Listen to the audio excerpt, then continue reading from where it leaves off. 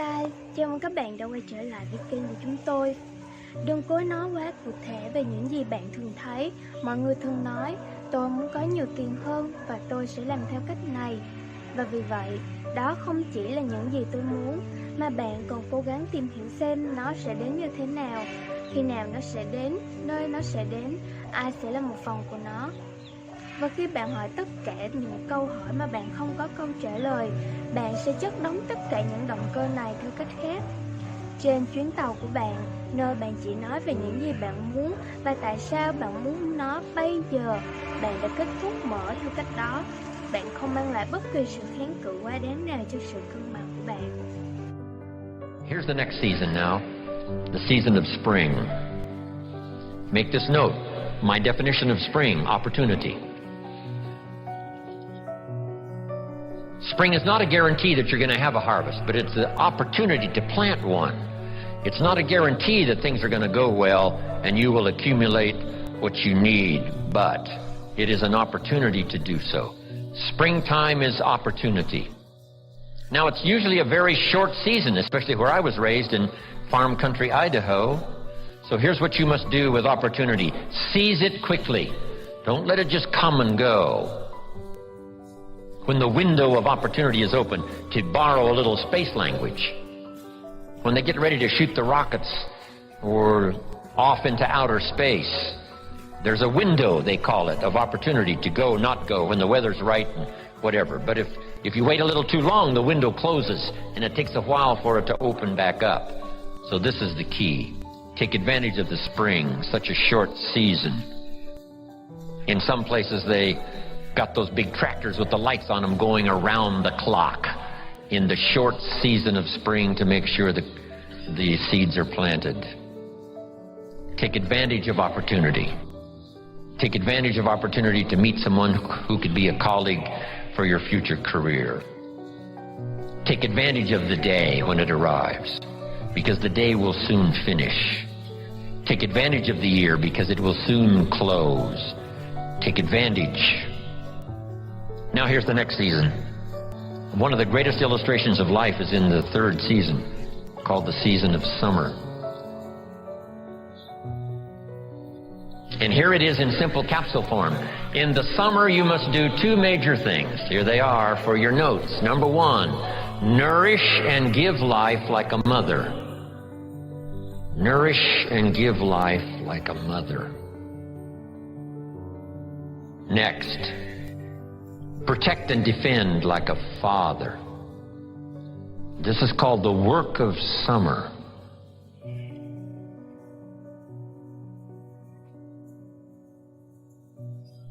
Give life like a mother. Take life like a father. Love like a mother. Hate like a father. Any father would say to whatever threatens his family, take two more steps toward this family, you'll cease to exist. I'm father. I protect, I kill if necessary. So you've got to nourish your garden, and then you've got to protect it by fighting the weeds and the bugs that are out to destroy it. As soon as you've planted, the busy bugs and the noxious weeds are out to take it. Now put this line in your notes, and they will take it unless you are extremely father-like and vigorous.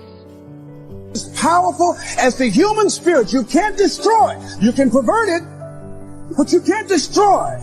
I was reading Man's Search for Meaning by Viktor Frankl. What a powerful book. I'm reading it now for the 7th time. And he gives so many graphic examples of the power of the human spirit. And so what are some of the things that can fortify us and give us the kind of inner strength that will allow us to forward ourselves into the future by manifesting our commitments? Number one, commitment means in some cases going back to school, getting some training, sitting up in classes with people younger than you, putting yourself in a position where you don't know and that is awkward and uncomfortable, but because of your commitment to develop yourself or to go back to school to get a high school diploma or to get a college degree, that it doesn't matter, feeling dumb and saying, what am I doing here, sitting up in some boring class? Commitment can mean a lot of things. It could mean that you begin to go back. You got to back up sometimes. It means to back up and not give up, to regroup, back up and regroup and come back again. Because life has waylaid you, because you got knocked down. I know when I was working on my dream, there were times I lost my house at one point. I lost my car. I was broke. My credit was bad. I was sleeping at different friends' houses on their couch or on the floor. There were times, months, that I slept on the floor of my office and got up early and dressed before my staff got there to give them the impression that I got there early before they did. And we all pretend not to know what we knew, that the boss was staying in the office. So we never talked about it. But I refuse to give up on my dream. And what happens? They say, you know, in the prosperous years, you put it in your pocket. In the lean years, you put it in your heart. It makes me appreciate it even more. Even more. I wouldn't trade it. I wouldn't trade it for anything. The disappointment, the pain that I've gone through by keeping the commitment, if you will. Keeping the commitments that you have might mean taking a stand that's unpopular. Something was said one time, when you take a position, says cowardice asks the question, is it safe? Politics asks the question, is it popular? But conscience or commitment asks the question, is it right?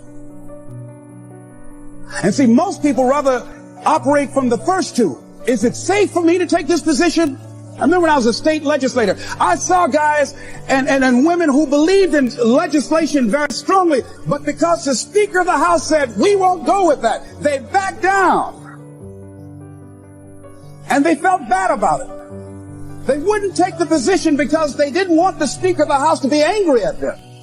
They wanted to be all right with all of the rest of our colleagues. See, it takes a great deal of strong courage and commitment on your part to step out a line. You know, Henry David Thoreau says, if a man doesn't keep pace with his companions, perhaps he's listening to the beat of a different drummer. Let him dance to the music that he hears, however measured or far apart. When you are committed, you're dancing to the beat of a different drummer. Don't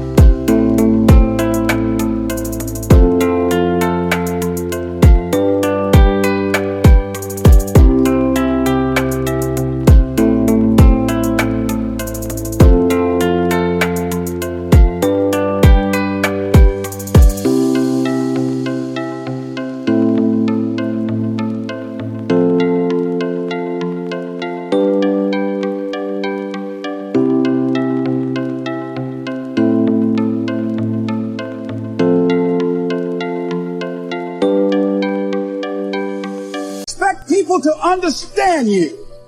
Don't expect it to make sense to anybody why you've got to do this, why you have got to go, why you leave. This is a good job. I'm going. They pay you well. I'm going. You just a few years for retirement. I'm going. Why? I don't understand. You don't have to. I'm going for me. Because I've made a different kind of commitment with my life. This is something I have got to do. Commitment. It means taking a stand. Taking a stand for you. It means delivering. It means coming through. What if you don't keep your commitment, Les? What if you give it everything you have and you come up short? Or if you don't give it everything you have, what if you get weak along the way? And you throw in the towel on yourself. You surrender to your emotions. What then? A lot of people become discouraged. They become frustrated. And they say, oh, what the heck? And they go back to doing what they were doing before, saying it doesn't work. Here's what I suggest. Number one, that does happen. So take total responsibility for it. Just own it. Don't make any excuses on why you gave in or why you didn't come through. Just own it. And face the flag, whatever it is.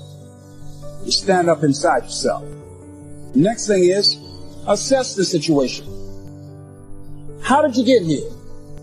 What happened that you broke down, that you had a breakdown and you surrendered? What happened? What was going on? So you might have to deny yourself something or do a trade-off.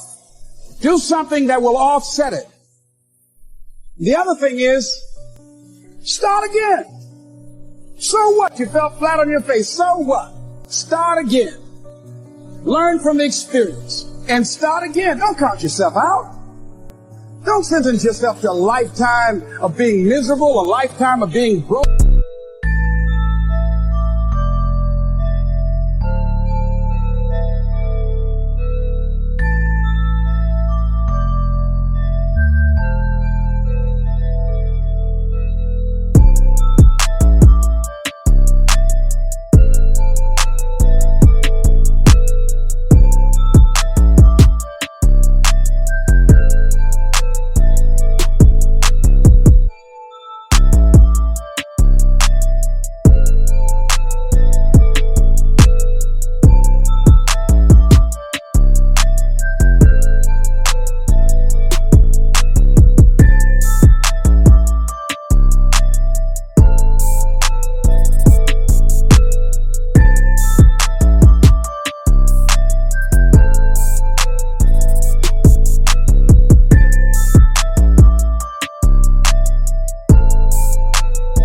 A lifetime of being unhealthy, a lifetime of being in a relationship that is no longer fulfilling to you, a lifetime of working on a job that does not bring you satisfaction, that's not giving you the creative urge that you need and that got to have in your life that stimulates you. Don't sentence yourself like that. You are a human being. Don't volunteer your life that way. Your life has too much value to the universe. You've got something to contribute. You've got something to give.